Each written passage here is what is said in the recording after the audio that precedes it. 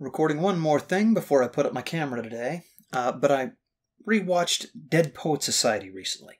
There's a little bit in that movie that always catches me while I'm watching it that I always forget about by the time the movie's over. But there's the beginning of a poem that isn't finished, and I'm always curious how it would end. I got that in camp in 6th grade. In a mean abode in the Shankill Road lived a man named William Bloat. Now he had a wife, the plague of his life, who continually got his goat. And one day at dawn, with her night shift on, he slit her bloody throat. Well, it gets worse.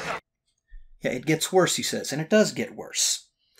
The poem is titled The Ballad of William Bloat, and a lot of people will actually be familiar with it. And when I looked it up and started reading it, I remembered it. I had read it before. I knew how it ended before I got to the end.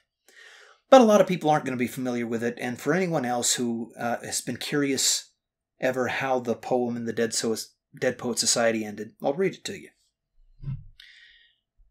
In a mean abode on the Shankill Road lived a man named William Bloat, and he had a wife, the bane of his life, who always got his goat. And one day at dawn, with her nightdress on, he slit her bloody throat. Now he was glad he had done what he had, as she lay there stiff and still, till suddenly awe of the angry law filled his soul with an awful chill, and to finish the fun so well begun, he decided himself to kill. Then he took the sheet from his wife's cold feet, and he twisted it into a rope, and he hanged himself from the pantry shelf. 'Twas an easy end, let's hope. With his dying breath, and he facing death, he solemnly cursed the Pope. But the strangest turn of the whole concern is only just beginning. He went to hell, but his wife got well, and she's still alive and sinning.